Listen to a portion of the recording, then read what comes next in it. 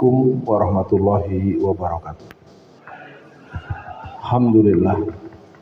Asyhadu an la ilaha illallah wa asyhadu anna Muhammadan abduhu wa rasuluh. Allahumma sholli ala Muhammad wa ala ali Muhammad. Qala Allah Ta'ala fil Qur'anil Karim, a'udzu billahi minasyaitonir rajim. Huwallazi arsala rasulahu bil huda wa dinil haqq liyuzhirahu ala dini kullihi walau karihal musyrikun. Bapak Ibu yang berbahagia, saya pagi ini merasakan betul bahwa resonansi salam, jawaban salam telah sampai ke sebuah batas kesungguhan kita untuk menjadikan majelis ini majelis peneguhan, majelis breaking news umat, majelis inspirasi untuk menghadapi kemungkinan-kemungkinan yang sesungguhnya semua kita banyak mendengar dari berbagai kalangan. Media yang ada cukup sebetulnya membuat kita punya pengetahuan yang luas, kita punya pemahaman yang mendalam, kita mempunyai pengertian yang cukup. Alasan kita untuk tidak hadir di majelis ini. Nah, kehadiran tentu pilihan subjektif yang saya pikir merupakan sebuah langkah yang harus kita jaga. Karena majelis offline tidak bisa disamakan dengan majelis online. Offline itu bertemu itu silaturahim, silatul wajah, silatul fikrah. Dan pertemuan-pertemuan seperti ini merupakan sebuah pertemuan yang dalam ilmu sosiologi modern termasuk hal yang sangat mahal harganya. Maka yang belum sempat tadi saya dengar, mari Bapak Ibu kita awali majelis kita dengan sama-sama membaca basmalah. Bismillahirrahmanirrahim. Kita akan mencoba menjelaskan ini secara sistematis, secara narasi, secara akademis, dan kita manfaatkan waktu kita yang cukup ini nanti untuk berdialog. Kadang-kadang saya berpikir untuk menyampaikan materi cukup 15 menit saja atau mungkin kurang dan dipenuhi dengan feedback, dengan tanya jawab, dengan pandangan-pandangan yang mungkin dalam perspektif lain. Maka saya menghimbau kepada seluruh bapak-bapak dan ibu-ibu, mari kehadiran ke majelis ini niatkan bahwa kita tidak ingin membiarkan orang jahat itu semaunya. Orang yang merasa punya kekuasaan itu seenaknya. Karena kita lihat perilaku-perilaku curang ini kelihatannya membuat orang memilih pasif. Membuat orang memilih diam. Membuat orang memilih menghindar. Bahkan pada tahap tertentu membuat orang bersikap takut. Nah, saya tahu bahwa apa yang saya katakan ini merupakan sebuah hal yang susah dibantah. Tapi itu adalah hal yang tidak boleh dibiarkan. Maka itu mari kita mulai, kita pahami apa itu curang. Ya, saya mencoba semaksimal mungkin setiap hadir di majelis ilmu ini, saya coba konstruksikan. Kita mulai dengan terminologi curang. Curang merupakan perilaku atau tindakan yang melanggar ketentuan atau kesepakatan yang telah dibuat atau dirumuskan bersama. Ya, jadi Bapak Ibu yang mau menyimak, yang mau mencatat, yang mau merekam, itu tidak ada larangan. Saya ulang ya. Curang adalah perilaku atau tindakan yang melanggar ketentuan atau kesepakatan yang telah dibuat dan dirumuskan bersama. Ya. Ya, kita bisa tengok di berbagai kegiatan, kamu curang, ini mah wasitnya curang, wah mentang-mentang anak Pak RT curang. Sekarang kita masuk bentuk dan modus kecurangan.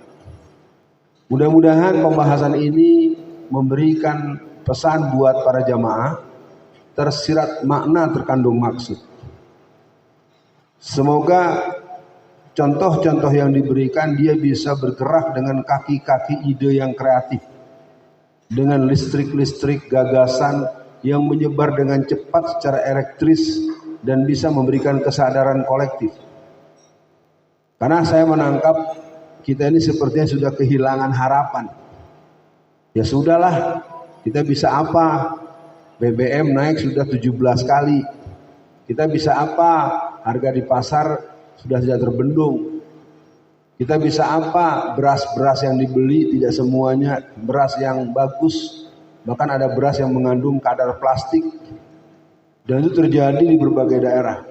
Di Sumatera Barat ada 2 orang ibu yang kena komplikasi parah. Karena beras yang ada tuh dia merupakan beras buatan, bukan beras alami. Mestinya kan hal itu bukan kita mengeluhkan kepada medsos. Harusnya itu temuan yang dibuat oleh intelijen pangan, intelijen bisnis yang dimiliki oleh pemerintah. Ya, jadi Bapak Ibu sekalian, dalam instansi kepolisian, kejaksaan, dan instansi-instansi yang resmi di negara kita ada yang dikenal dengan divisi atau desk intelijen. Di antara fungsi intelijen itu dia intelijen bisnis dan intelijen kebutuhan primer. Lucu sekali. Kalau kita memberitakan tentang adanya sesuatu hal, kita malah yang dituduh menyebarkan berita hoax. Harusnya kan diterangkan ya, bahwa kita ini memang mengalami ini. Apalagi dalam waktu dekat akan terjadi apa yang bernama COVID jilid berikutnya. Ya terus terang saja, Kementerian Kesehatan sudah mulai memberikan ini apa? Kok ada COVID mendadak, kenapa? Takut kalah anak bapak, takut kalah si gemoy. Ya, terus terang saja saya ingin katakan para jamaah, saya mudah-mudahan mengatakan ini jamaah menangkap ada situasi yang tidak cukup terbaca. Mari kita teruskan. Bentuk dan modus kecurangan. Yang pertama, kecurangan sering dilakukan dengan cara menambah, merubah, mengurangi, melempar kesalahan, mengakui pekerjaan orang lain. Al-Quran mengajarkan kita tidak boleh menyukat timbangan. Kalau saya suka dengar nih, ini timbangannya panas apa dingin? Pernah ada yang dengar gitu nggak jamaah? Kalau nggak ada, mungkin istilah ini tidak populer di lingkar kita di sini. Jadi kalau kita pergi ke pasar itu, makanan atau kita nimbang telur atau apa yang kita beli itu sering tidak sampai pada ukuran yang sesungguhnya. Harusnya sekilo tapi ternyata cuma 900 gram. Nah itu kelihatannya menjadi hal yang dianggap biasa, padahal Quran mengancam bagaimana orang yang menyukat timbangan itu dengan stempel pelaku kecurangan dan dosa besar. Oh kalau nggak curang nggak kenyang pak, kalau nggak curang nggak menang. Betulkah curang itu bisa membuat kemenangan? Ya. Kenapa? Karena orang yang tidak suka dengan kecurangan, dia takut dan tidak berani serta tidak membangun koneksitas kolektif. Oke ya, mudah-mudahan para jamaah, Bapak Ibu sekalian, pada hari ini pesan ini sebetulnya dimensinya luas. Yang kedua, kecurangan teknis, permainan curang dengan menggunakan alat yang ada, kasus IT KPU. Silakan cari di pemilu tahun berapa, tapi saya tahu persis karena kebetulan saya berinteraksi dengan ahli IT. Di satu daerah, DPT, jamaah tahu DPT apa? Apa DPT? Nah, di satu daerah di kecamatan misalnya, daftar pemilih tetapnya ada 12.000. Ini misalnya ya, mungkin bisa lebih bisa kurang. Tolong ikuti alur cerita saya yang akhirnya membuat Bapak Husni Kamil Manik 4 hari setelah dia berjanji akan mengumumkan kecurangan dan kebohongan IT KPU, beliau meninggal alias wafat, alias mati, alias apa? Nah itu. Kan ketika Pak Husni Kamil Manik mengumumkan akan membongkar kecurangan KPU pusat, 4 hari kemudian beliau meninggal dunia, keluarga juga terkejut-kejut, tidak ada keluhan apa-apa. Akhirnya kita kalau bicara begini, ujung-ujungnya bukan kita mengusut penyebab kematiannya, tapi justru yang bicaranya ditangkap dengan tuduhan meresahkan. Begitu? Begitu tidak? Nah itu. Oke, saya tidak akan menyebut tanggal, tidak akan menyebut nama, saya akan menyebutkan case. Tolong Bapak Ibu ikuti. 1 kecamatan daftar pemilih tetapnya untuk pemilu di tahun tertentu. Kan pemilu kalau kita tarik mundur 2019, 2014, 2009, 2004, 2000, terus 2000 bukan 2000, 1999 ya. Kalau terakhir Orde Baru 1997. Sebelum 97, 92, 92, 87, 87, 82, 82, 77. Pemilu pertama di masa Orde Baru itu tahun 1971. Ya.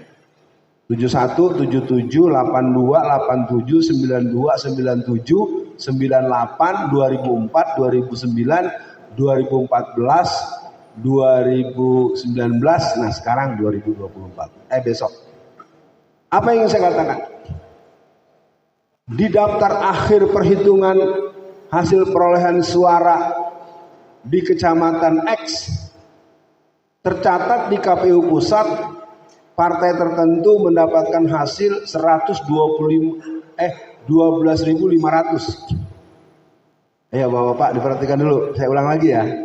Supaya ketahuan nih curangnya, kenapa curangnya gimana nih. Angka di kecamatan tertentu daftar pemilih tetapnya ada 12.000. Penghitungan akhir untuk partai tertentu, satu partai saja itu 12.500 perolehan suara untuk partai dia. Dari situ bisa nggak kita simpulkan ada kecurangan yang serius? Iya dong, memang yang memilih partai dia saja. Ya kan, partai kan ada orang yang memang dari dulu suka dengan yang merah, ada suka dengan yang hijau, yang belakangan muncul kan putih, biru, kan begitu. Jamaah sampai sini paham ya? Nih curangnya serius. Dan kecurangan itu dimulai dari mana? Dari sistem KPU-nya, sistem IT-nya. Jadi menjelang pemilu, di tahap pemilu tertentu, ada seorang pengusaha kaya mengganti seluruh komputer KPU. Dari komputer yang harganya mungkin hanya 20 juta sampai dibelikan 200 juta. Kira-kira begitu, yang canggih. Ternyata sudah diatur. Untuk partai tertentu itu kalau masuk angka 100, maka keluarnya 120. Mudah-mudahan jamaah memahami. Sebenarnya ini harusnya ini yang bicara gini ini aparat, bukan saya. Ya, oke ya, kita teruskan. Jadi mudah-mudahan dipahami. Yang kedua, kecurangan teknis, permainan curang dengan menggunakan alat-alat yang ada. Kasus IT KPU. Kalau pemilu kemarin 2019 kita mendengar ada penyedot data. Ada mobil lewat, gitu kan? Kita cerita gitu. Ada mobil lewat depan kantor KPU, lalu datanya kesedot. Tapi saya tahu apa yang saya sampaikan ini tidak semua masyarakat peduli. Karena kita tidak merasa punya urusan. Padahal itu urusan kita. Dan saya nyampaikan buat para jamaah, pertemuan kita ini disampaikan membawa acara ada aroma pengajian politik. Iya, politik edukasi, politik strategis. Kita nggak bicara harus bagaimana-bagaimana. Kalau Bapak Ibu mau tahu penghitungan pemilu itu yang sah itu adalah yang manual, bukan yang digital dan bukan quick count. Namun sayang di negeri kita ini banyak hal-hal yang kalau ditinjau secara keilmuan, ditinjau secara mekanisme kerja sangat menyedihkan. Contohnya apa? Taman kanak-kanak. Ibu-ibu rata-rata pernah menyekolahkan anaknya di TK kan? Cucunya juga kan? Pertanyaan saya, itu peraturan siapa anak masuk TK harus sudah bisa baca dan harus menulis? Itu peraturan siapa? Padahal dari Undang-Undang Pendidikan, dari Sistem Pendidikan Nasional, pelajaran mengenal huruf dan angka itu di kelas 1 SD. Saya ini 30 tahun lebih jadi dosen pendidikan. Saya kadang heran dengan negeri kita. Anak baru kelas 1 SD diwajibkan sudah bisa baca. Betul gitu? Itu peraturan siapa? Jadi terus terang para jamaah semua, para pemirsa yang menyimak di seluruh jangkauan acara ini. Kita berada di sebuah negara yang memang diurus dengan sekarat PDW. Bapak Ibu boleh pelajari bagaimana Jepang, bagaimana Eropa, bagaimana negara-negara maju. Yang namanya guru-guru PAUD, guru-guru TK, itu profesor doktor. Kalau kita kan, kalau anak yang belum selesai kuliahnya, baru semester 2, ngajar PAUD, ngajar TK. Betul kan? Betapa pendidikan anak di bawah 0, 5, 6, 13, 17, 25 tahun itu pendidikan yang fundamental. Jadi mengapa negara-negara yang lain itu mereka rata-rata masyarakatnya biasa dengan berpikir cepat. Di negeri kita ini saya ingin katakan dengan bahasa yang tegas, semua yang kita alami ini adalah unsur kesengajaan. Makanya kalau boleh dibilang negara kita memang negara tertinggal jauh. Dulu ada ahli teknologi yang namanya Pak Profesor Dr. Baikuni. Dia pernah di LIPI dan di LAPAN. Yang LIPI itu lembaga ilmu pengetahuan dan pengembangan intelektual. Dia bilang Indonesia ini mengalami ketertinggalan teknologi hampir 1.000 sampai 10.000 tahun. Ini mudah-mudahan jamaah memahami bahwa pemimpin kita itu mempengaruhi langkah-langkah kita membangun negara. Generasi kita dibuat EGP. Bapak tahu EGP? Halo? Apa EGP, Pak? Iya. Buktinya juga sama kok, setiap pengajian kita kalau ada yang tanya nggak ada yang angkat tangan. Orang bertanya itu bukan orang bodoh. Anda berarti cuma dengar asik udah. Ya, ini harus kita mulai sadari. Ini yang kedua, itu yang ketiga. Kecurangan administratif. 6 bulan lalu diketahui ada 52 juta data yang aneh. Baru 2 pekan ini ada data 204 juta yang tidak bisa dipertanggungjawabkan. Satu kakak ada yang isinya itu 400 nama. Bapak di kakaknya berapa isinya? Paling berlima, berenam gitu, 400. Ada yang 1.800. Artinya para bapak ibu sekalian, kita bukan sedang berbicara sebagai panitia pemilu. Kita cuma ingin katakan supaya kita tahu, saya mencoba mendeskripsikan kecurangan ini sehingga kita bisa tahu bahwa memang ini akan selesai kalau nanti ketua panitianya atau panitia seperti Masyumi tahun 55. Tahun 1955 panitia pemilunya langsung dikomandani oleh Partai Masyumi, Majelis Syuro Muslimin Indonesia. Tapi yang menang bukan Masyumi. Yang menang tetap partainya si Soekarno. Sekarang kita panitia, yang menang orang lain yang bukan grup kita. Diduga nggak panitianya bersikap fair? Iya. Jadi kalau kita besok ini memenangkan Amin saja dulu, ini bisa diduga mirip dengan kakeknya yang dulu Masyumi. Jadi biar Bapak Ibu tahu, Masyumi itu sebuah kelembagaan partai yang sekarang muncul dengan generasi barunya. Saya anggap auranya itu ada di PKS.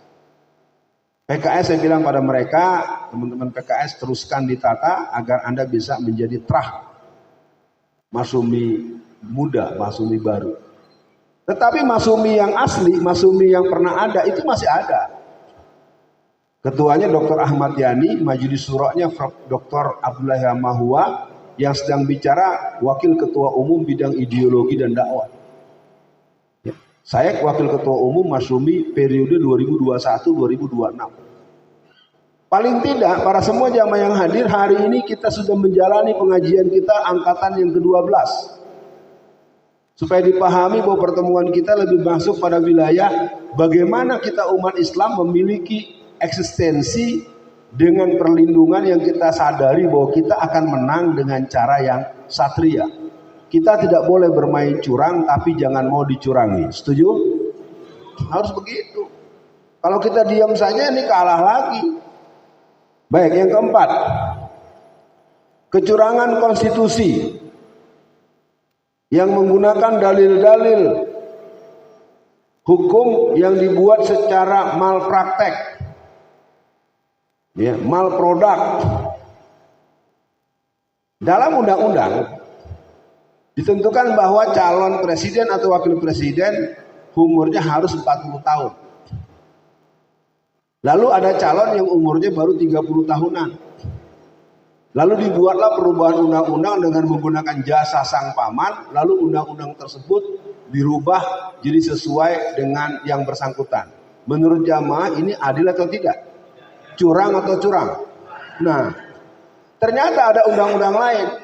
Barang siapa orang yang mencalonkan jadi pejabat eksekutif atau legislatif, dia harus berhenti dari jabatan sebelumnya. Sekarang Pak Mahfud MD sudah keluar belum? Nah, coba. Sekarang Gibran masih wali kota Solo apa iya? Nah, ini kan ngawur. Lalu dibuatlah undang-undang yang membuat boleh, yang mengeluarkan bapake. Menurut para jamaah ini curang apa curang? Mari kita diamkan. Setuju? Hati-hati, biasakan berpikir sebelum jawab, jangan asal juplak aja. Saya ulang lagi, ini curang apa curang? Mari kita biarkan. Nah, paling tidak kita bicara bukan memfitnah. Calon wakil presiden atau presiden minimal 40 tahun. Maka dirubahlah oleh sang paman, oleh Pak D-nya atau Pak L-nya, ya kan? Lalu dirubah. Setelah dirubah ternyata peraturan lain menyatakan kalau orang ingin menjadi calon di proses-proses politik di tempat lain, maka jabatan sebelumnya harus ditinggalkan secara resmi. Jadi para jamaah semua, kita ingin melihat ini jangan dengan apatisme, jangan dengan skeptisme, jangan dengan antipati, jangan. Udahlah kalau gitu kita golput saja, hati-hati. Jangan biarkan orang curang ini semakin merajalela. Kita akan katakan kecurangan Anda akan kami hentikan dengan kita memenangkan Anies Rashid Baswedan dan Abdul Muhammad Iskandar. Sampai kemarin debat nggak ada doa supaya jangan ada yang melafazkan kata amin ya Allah, segitunya ya. Nah ya baik ya, jadi dengan ini pengajian hari ini semakin memberikan bekal buat kita. Nanti kita akan teruskan nih ya, mudah-mudahan tetap waktunya. Yang kelima, ini ada 7 nih. Kecurangan petugas, aparat atau panitia penyelenggara. Aiman Wicaksana sebagai seorang presenter yang cukup terkenal di stasiun televisi tertentu, dia mengatakan bahwa ratusan ribu baliho yang bergambar Prabowo dan Gibran dipasang oleh polisi. Bukan kata saya loh. Pemirsa, bukan kata saya, Aiman Wicaksono. Menurut bapak-bapak dan ibu-ibu di sini, itu perbuatan itu patut atau tidak? Curang apa curang? Culas apa culas? Salah apa salah? Dibiarkan. Nah, 3 hari lalu saya dikirimi video yang berisi pencopotan baliho Anies Rashid Baswedan dan Muhaimin Iskandar dilakukan oleh Satpol PP. Padahal sekarang kan musim kampanye, tanggal 28 November sampai tanggal 10 bulan Februari 2024. Ya, saya udah kasih tahu di beberapa tempat, nggak ada yang minta. Kalau ada yang perlu langsung chat saya kirimin videonya. Menurut para bapak dan ibu sekalian, seorang petugas Satpol PP meruntuhkan bahkan merobek videonya lengkap dan ada nama segala macam. Dia mungkin nggak ngerti, anak-anak kita ini banyak yang dikenal sekarang dengan apa namanya, julid fisabilillah. Ya kan, itu pasukan baru dan komandannya orang Indonesia. Anak, tapi kita jangan paksa nyari orang yang seperti yang mana gitu ya. Sama dengan Abu Ubaidah, ya kan? Nah, baiklah ya. Jadi yang kelima adalah kecurangan petugas aparat atau panitia penyelenggara. Kalau seorang wasit boleh tidak ikut nendang bola menggolkan ke gawang lawan? Pak Polisi, Pak Polisi. Gimana lanjutannya? Tidak boleh ikut kompetisi. Nah, kan gitu ya, nggak boleh dong. Pengaman saja, jangan ikut tendang bola ke gawang lawan. Dan ini kalau menurut saya, kalau terjadi bentuk penolakan kolektif bisa terjadi seperti di Aceh.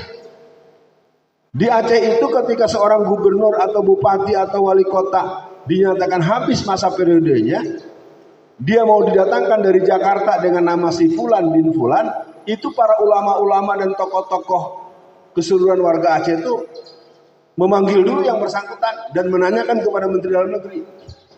Kami dulu mengangkat memilih gubernur, memilih wali kota ini dengan cara dipilih. Sementara kalian mengirimkan orang yang kami tidak kenal, agamanya apa, kepemimpinannya gimana. Jadi di Aceh itu di beberapa kota kabupaten itu ditolak. Nah, kenapa yang lain tidak menolak? Bukan urusan gua. Itu kesalahannya. Jadi kalau kesadaran kolektif berpolitik menjadi hal yang sama, kita akan katakan Gibran harus berhenti jadi wali kota Solo. Nanti pejabat sementara wali kota Solo Alfian Tanjung. Oh iya dong, dia bisa sebisanya, kan kita juga bisa sebisanya. Kalau bapak ibu nggak setuju, bapak aja jadi pejabat wali kota. Atau antum yang mudaan nih. Ini negara seolah-olah negara dia sekeluarga. Ya, ini udah berbahaya. Kalau kita tidak berani menyoal ini, maka ini menjadi satu bentuk bahwa kita telah kehilangan saja'ah. Mahwal saja'ah. Saja'ah itu adalah nilai dasar kesadaran akan kebenaran yang membuat seseorang jadi berani. Nah ini serius. Kalau orang tidak punya saja'ah lagi, tidak punya daya cemburu lagi, kata Buya Hamka, maka dia akan masuk pada posisi dayus. Mahwal dayus. Dayus itu orang yang takut pada hal yang sesungguhnya berhak tidak boleh bersikap takut. Contoh, satu hari Anda berjalan dengan istri Anda, lalu istri Anda dikedipin matanya sama orang yang lewat. Ibu cantik sekali. Lalu suaminya diam saja. Sedang jalan bergandengan dengan suaminya, si istrinya diganggu orang. Lebih jauh lagi tahu-tahu dipegang pipinya sama orang yang lewat. Lalu suaminya diam saja. Ibu kalau punya suami seperti begitu, dia apakan, Bu? Bu? Ada yang jawab takut, ibu takut nggak dikasih uang belanja ya. Bu, kalau punya suami, ibu diganggu orang, ibu dikedipin matanya, ibu disiut gitu. Ih cantik amat nih ibu. Pada orang itu memuji depan suaminya, lalu suaminya diam saja.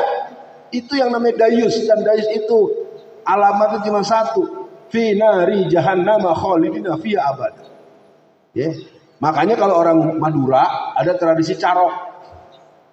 Anda jangan coba-coba ganggu, walaupun hanya gojekan. Itu suaminya nggak terima, keluar celurit, robek urusannya. Saya waktu di penjara di Porong itu ada sekitar 16 sampai 18 orang, kasusnya carok. Saya tidak bilang benar, saya tidak membenarkan, saya tidak mendukung, tetapi itu kejadian.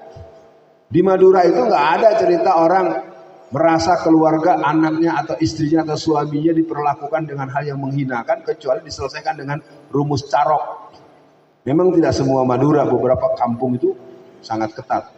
Yang keenam, kecurangan pemain, peserta, atau kontingen kontestan yang bersangkutan. Tahun 1977, hampir di semua Indonesia P3 menang. Yang paling dramatis kemenangan Partai Persatuan Pembangunan di Jakarta. Bayangkan di Jakarta ada RRI, di Jakarta ada TVRI, di Jakarta ada Pak Harto di Cendana. Ini juga masjid Pak Harto nih. Dulu kalau Golkar nih kita nggak boleh pengajian di sini nih ya, karena Golkarnya udah eleh. Ya. Nah, di Jakarta ada Mabes Polri, ada Mabes TNI, ada BIN, ada BAIS. P3 menang, Golkar kalah jeblok. Apa sebabnya?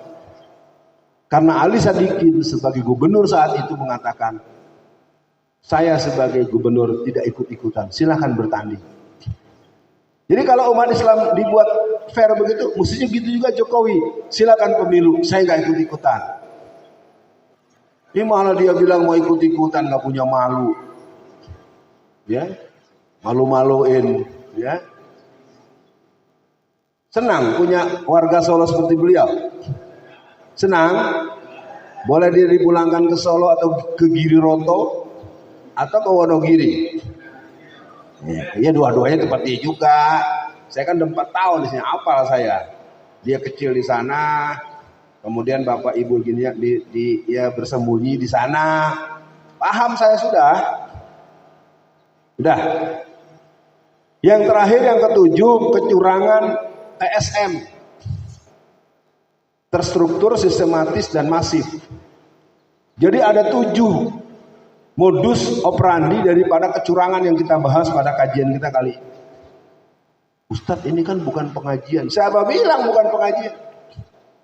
Di sini ada wilayah bahwa kita punya komitmen untuk tidak membiarkan orang semena-mena dengan agama kita, dengan umat kita, dengan warga masyarakat kita. Contoh lain misalnya, musim Covid 2020 sampai 2022 awal, 2 tahun lebih dikit. Kenapa yang dikuyo-kuyo, yang dibuat peraturan super ketat hanya masjid? Sementara rumah ibadah agama lain tidak. Ini kenapa? Atau Anda ingin membantah omongan saya bahwa saya ini mengada-ada atau saya baper? Apa benar pendapat saya? Nggak berani bilang benar, gimana coba? Bapak? Saya berbohong atau saya suuzon? Lah, buktinya di Bali mereka bisa di saat Covid lagi ganas, 35.000 lebih orang-orang Bali mengadakan acara keagamaan mereka dan 80% lebih tidak pakai masker, nggak ada yang ditangkap. Ini sekali lagi para jamaah sekalian, kita ini umat Islam karena kita lemah dari visi politik. Kita tidak pernah mempertanyakan hak kita sebagai mayoritas. Kita dipaksa-paksa tidak boleh mengganggu yang minoritas, tapi minoritas berubah menjadi monster dan tirani minoritas. Coba Anda kalau di hari raya Nyepi, Anda di Bali, Anda nggak akan bisa kemana-mana. Penerbangan di bandara hari itu ditutup. Lah yang lebaran dia kita yang nggak bisa kemana-mana. Mana toleransinya?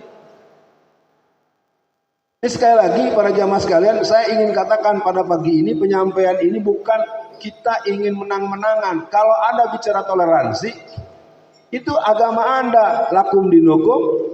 Iya, kita diem aja. Ya. Sama dengan begini, dikit lagi menjelang Natal nih, sekarang udah menjelang tanggal 20-an ke sana.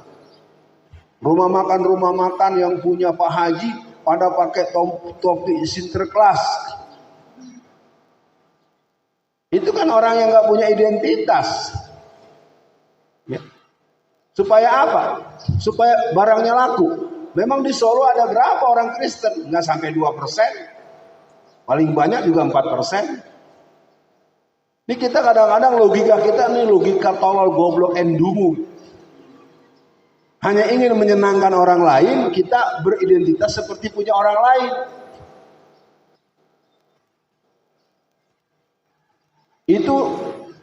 Itu kalau dalam fatwanya Buya Hamka itu hukumnya haram. Apalagi mengucapkan selamat Natal. Mengucapkan selamat Natal berarti kita pertama mengakui adanya Dewa Matahari. Tanggal 25 Desember itu dalam kajian agama-agama besar, Comparative of Religions, itu bukanlah hari urusannya dengan Nabi Isa. Ketika Natal Anda iakan, berarti Anda mengakui bahwa Nabi Isa itu adalah anaknya Allah. Itu udah murtad. Iya, masih juga bolak-balik nanya lagi, gak enak sama tetangga. Emangnya dia enak sama kita? Giliran berkuasa si Ahok, kita takbir keliling aja ditangkap polisi. Saya di Jakarta kan. Sementara barongsai dari Pamulang, Tangerang Selatan dia bisa jalan terus sampai ke Pantai Indah Kapuk di Jakarta Utara. Cina yang jumlahnya nggak sampai 2%, hari raya mereka di Solo juga sama. Itu patung-patung Cina-Cina itu ada di depan kantor wali kota. Ya, ya kenapa? Karena umat Islamnya tidak punya izzatul kolektif.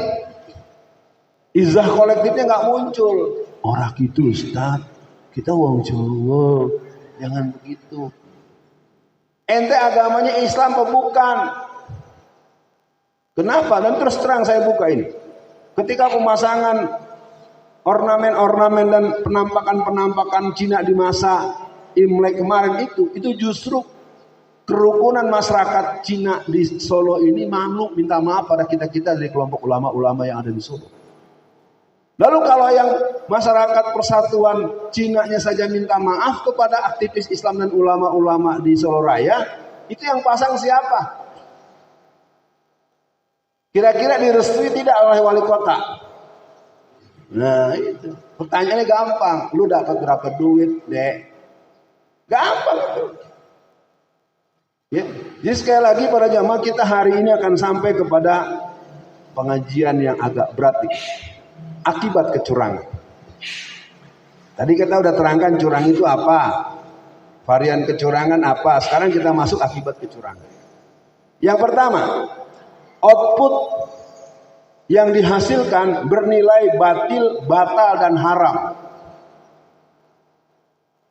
Ayo kita renungkan ini, jangan sampai kita membiarkan kecurangan ini menang. Karena data terakhir, bahkan pernyataan tegas dari Saifullah Fatah bahwa menghadapi pemilu kali ini saya akan melawan dan mengalahkan Jokowi. Ya, bapak-bapak, ibu-ibu yang belum kenal EF itu seorang periset dengan kaliber internasional, tidak pernah bicara seperti itu. Dia bilang bagaimana nasib anak kita kalau orang curang menang. Ini persoalannya saya tahu kok dari sorot matanya ini, ada yang semangat, ada yang takut. Aduh, gitu terus. Ya sudah, mari kita takut bareng-bareng, setuju? Mari kita takut secara berjamaah, setuju? Siap bela kebenaran dan berani membela yang benar dengan cara-cara yang sesuai dengan aturan yang ada, setuju? Takbir. Yang kencang suaranya ibu-ibu. Bapak mikir-mikir, saya kan ASN Ustaz. Yang pertama, akibat dari kecurangan adalah output yang dihasilkan bernilai batil dan haram. Satu. Yang kedua, sang pemenang bukan pihak yang seharusnya ada di situ. Ya, kita harus mulai mempertegas dalam ADART PSI, Partai Sosialis Komunis ya, bukan? Partai Sosialis Solidaritas. Bapak lebih pintar daripada saya. Partai Solidaritas Indonesia mengatakan bahwa orang yang bisa diangkat menjadi ketua umum partai PSI harus sudah ikut selama 5 tahun belakangan ini dan telah mengikuti pendidikan kader berskala nasional. Kaisang sudah 5 tahun belum? Kaisang sudah ikut latihan kader belum? Sudah, kader bikin martabak. Ini perlu diketahui. Jadi kita ini sekarang berada di sebuah permainan yang tidak lucu, konyol. Yang bisa memenangkan ini adalah kalau orang yang meyakini sebuah kebenaran akan mengingat lagu Maju Tak Gentar. Maju tak gentar, membela yang benar. Itu yang terjadi bukan itu. Maju tak gentar, membela yang bayar. Jangan betul Bu, itu salah. Jangan bilang itu betul, salah. Ini harus mulai digelorakan. Berani karena benar. Nanti ada pedoman Islam yang kita tutup dengan itu. Yang ketiga, akibat dari kecurangan menghasilkan rezim yang haram mutlak dan tidak sesuai dengan aspirasi masyarakat luas. Ya, jadi rezimnya ini udah nggak bisa. Makanya pemilu kali ini seluruh kekuatan umat Islam, baik Muhammadiyah, baik NU, mereka memang tidak berbahasa secara leksikal, tetapi secara implisit Kita lihat bagaimana ada Laskar Santri, bagaimana ada barisan Garuda Matahari. Ya, udah ketangkep tuh bahasa-bahasa gitu, jadi pahami. Nah, tinggal kita, mau nggak kita masuk ke daerah-daerah yang perlu kedatangan kita? Kalau Anda berasal dari Boyolali, pahamilah Boyolali ada potensi 50 kursi untuk DPRD Boyolali. Sayangnya, keluarga besar daripada Mbah Seno the Big Family, ya, Seno Gede sudah bersabda, Seno Gede sudah berfirman, Seno Gede sudah berfatwa bahwa Boyolali minimal 41 kursi. Setuju? Nah, kalau tidak, ayo bergerak. Yang dari PKS, yang dari P3, yang dari Golkar, semua dulu. Ditakut duluan sih. Mustahil. Karena ente tuh sudah kena mitos. Pokoknya kalau di sono kamu nggak bakal menang. Salah. Bohong. Bagaimana pembebasan Gibraltar oleh Tariq bin Ziyad? Bagaimana pembebasan Konstantinopel oleh seorang anak muda yang berusia 21 tahun, hampir 22 tahun, yang namanya Muhammad Al-Fatih? Kita itu menganggap sesuatu yang sudah ada mustahil untuk dirubah. Kenapa? Karena kita tidak mau perubahan.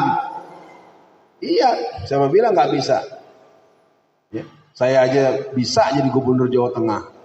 Ya, Anda nggak setuju nggak apa-apa, orang saya punya duit 200 triliun. Ayo, mau ngomong apa lo? Ternyata kan langsung diam kan, gitu kan. Ayo, saya Alfian Tanjung punya uang 200 triliun, siap menjadi wali kota Jawa Tengah. Kemungkinan besar jadi apa tidak? Ya, bukan uang Jawa. Gitu.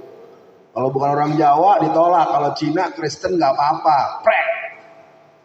Ini kan persoalan serius, mentalitas. Jangan tersinggung ya mas, saya bukan sedang menghujat etnisnya. Watak kita ini watak anak jajahan. Terus terang saja ingin saya katakan. Jadi hari ini kita akan bagi sampai bagian terakhir. Yang keempat. Ini ternyata kajiannya bisa 4,5 jam nih, jangan ya. Yang keempat, melahirkan kecurangan baru untuk menutupi atau melindungi kecurangan yang sebelumnya. Ya. Kalau orang curang itu cenderung akan bersikap curang, sama dengan orang bohong. Kalau orang bohong akan menutupi kebohongannya dengan cara berbohong. Ada mobil SMK kemarin 6.000 unit. Ada pabriknya, mobilnya enggak. Iya, tapi kan fisiknya ada. Lalu beliau katakan akan memproduk SMK jilid 2. Anda percaya? Anaknya kemudian bawa kartu lagi tuh. Ya, kartu ceki, kartu QQ. Dana abadi pesantren. Persis banget kayak bapak lo, ya. Jadi udah tahu begitu tuh bohong-hong-hong. Ini muncul lagi, lalu pendukungnya banyak kemana-mana tuh spanduk. Wow, terima kasih Mas Gibran. Terima kasih apa? Kerjaan lu tidur doang. Ya susah. Saya udah lihat, saya sebagai orang yang relatif bergaul langsung di masyarakat nih. Ini kita nih nggak punya harga diri, nggak punya keberanian. Oke, yang kelima, memiliki etos KW rendah.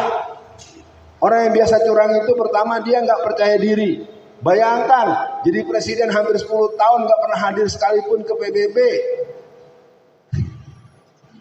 Aduh, Pak Harto saja dulu pidatonya pakai bahasa Indonesia, datang terus. Ini presiden Anda.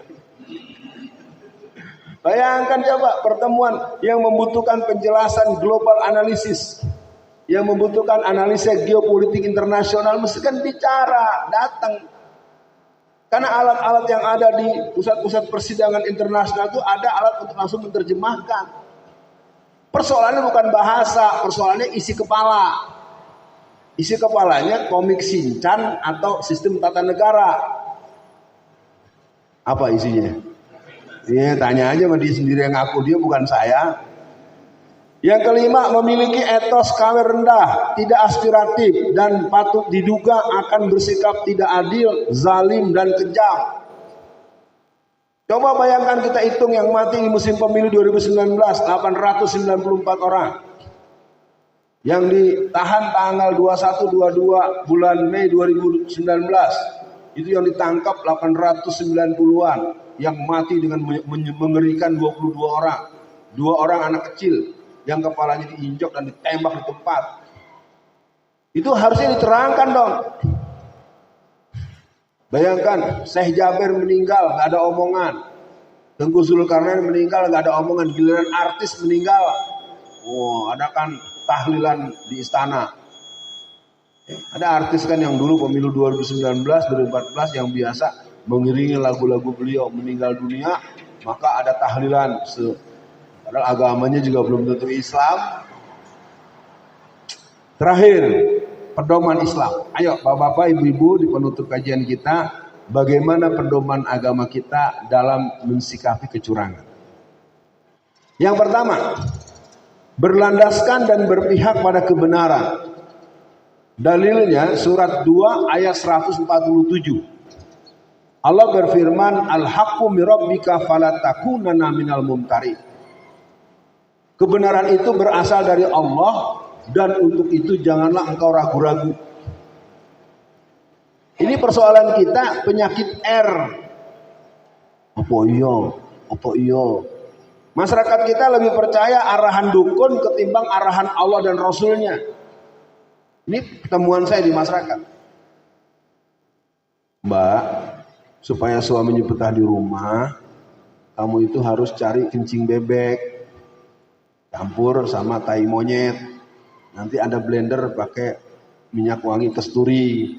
Lalu Anda tempel di baju Anda, nanti suami Anda lengket dah. Nah, arahan-arahan begitu tuh dalam pengalaman saya bermasyarakat itu lebih didengar ketimbang bagaimana seorang istri yang solehat itu, yang akhlaknya dimuliakan Allah apabila dia lebih menghormati suaminya setelah Allah dan Rasulnya. Ternyata itu juga tidak terjadi. Ketika Rasul katakan halakatir rijal hina ata'atin nisa. Dalam sebuah periode negeri kita itu ada seorang menteri peranan wanita itu pernah menyuruh suaminya dengan kaki.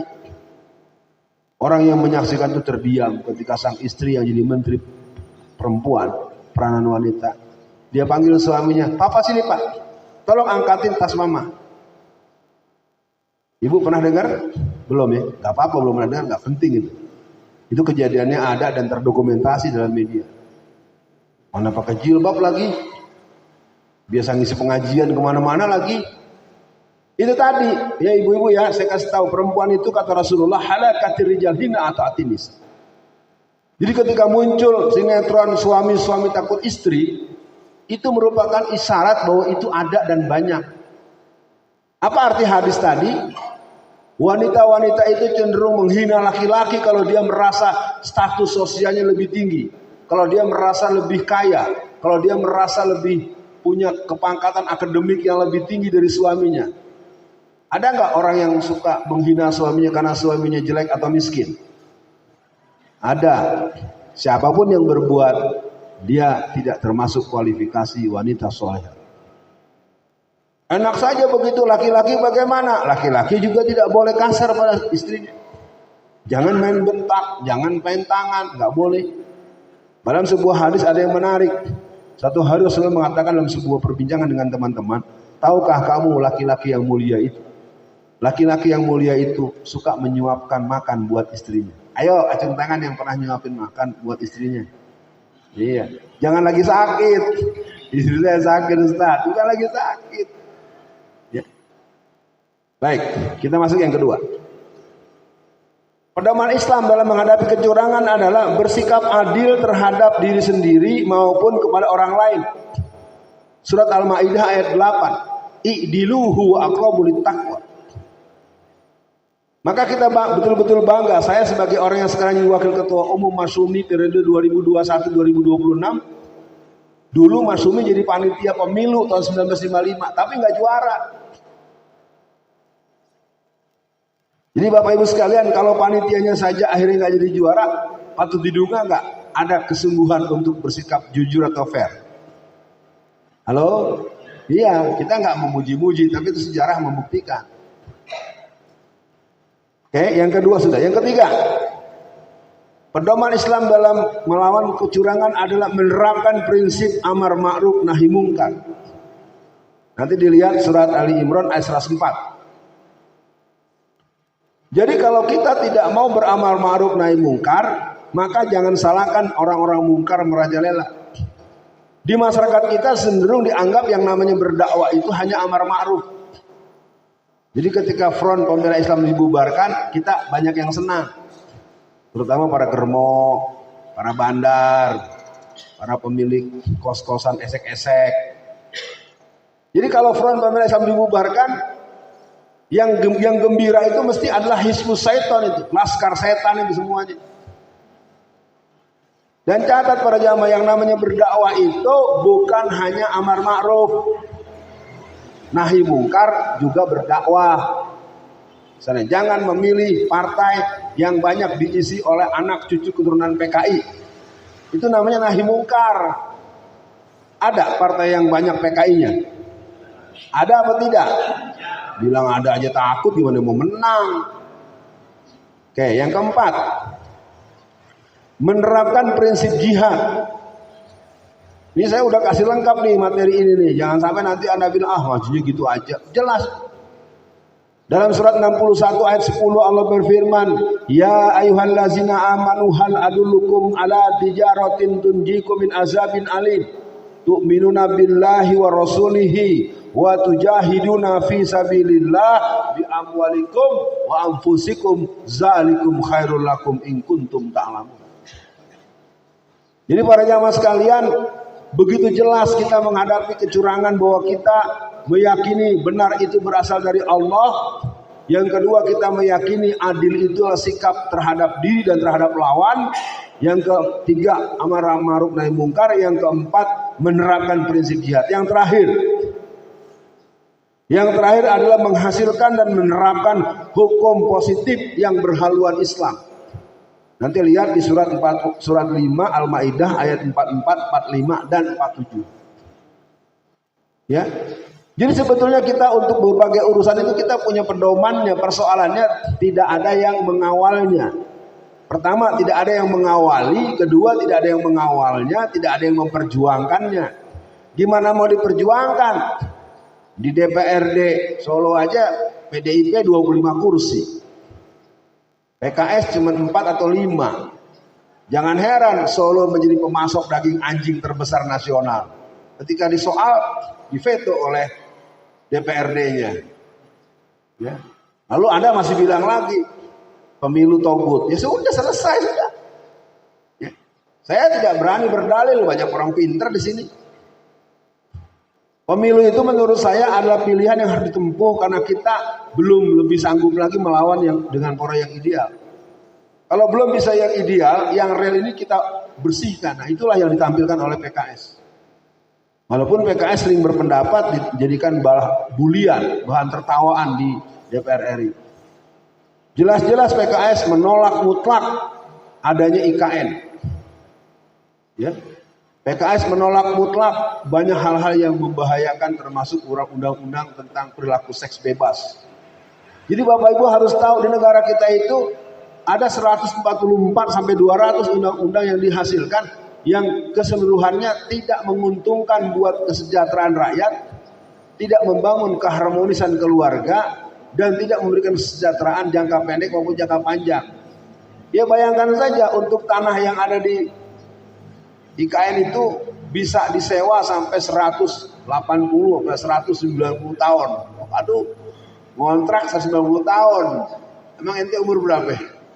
Ya aduh, nggak tahu nih yang dibilang gila yang ceramah atau yang ambil keputusan. Oke, para pemirsa, para jamaah, kita coba manfaatkan sedikit waktu yang masih kita punya untuk berbagi pandangan, untuk berbagi pemikiran atau bertanya, atau mungkin ada yang ingin meluruskan sebagai bentuk tawasobil haq, tawasobil sober, wa tawasobil marhamah. Silakan yang akan memfeedback. Silakan Bapak-bapak. Kosong. Ada di belakang. Pak Lurah, silakan Pak Lurah. Pas sebelah sini, yang ini dulu, yang belakang.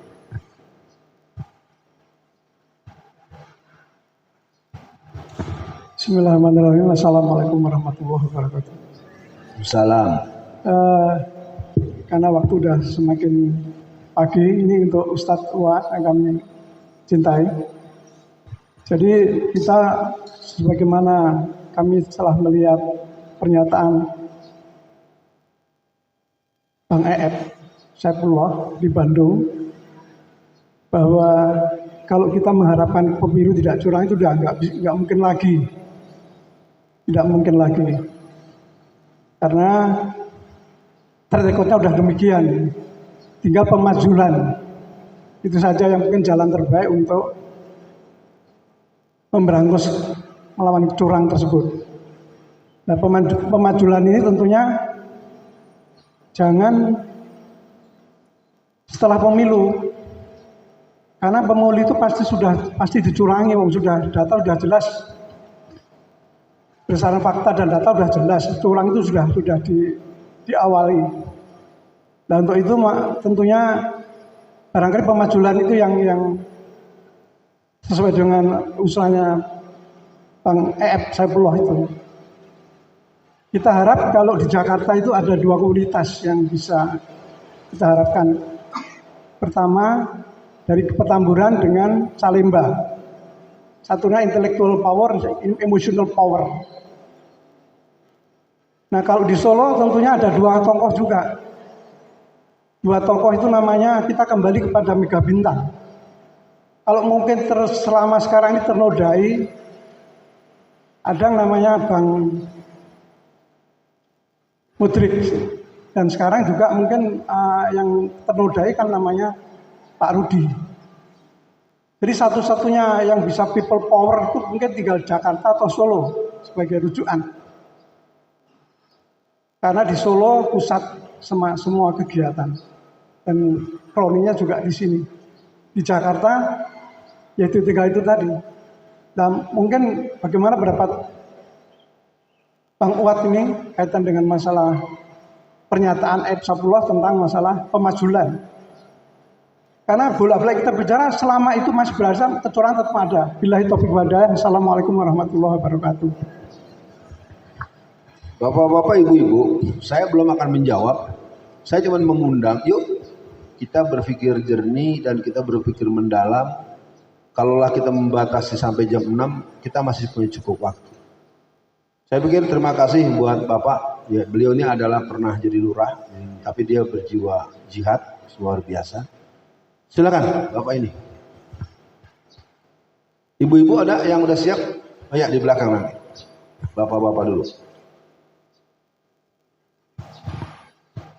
Ada bagusnya menyebut nama ya, saya suka nggak inget cepet namanya.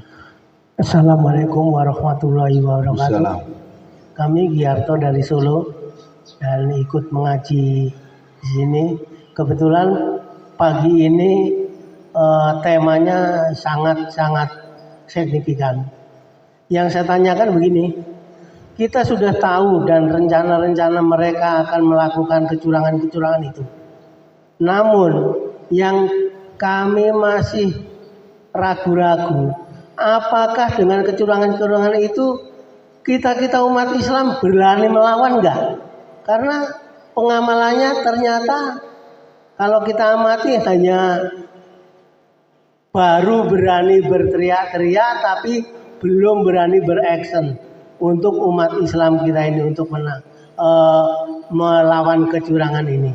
Yang kami tanyakan, apabila terjadi kecurangan begitu, apa yang akan dilakukan umat Islam dalam melawan kecurangan itu? Sampai sekarang belum ada gambarannya. Karena apa?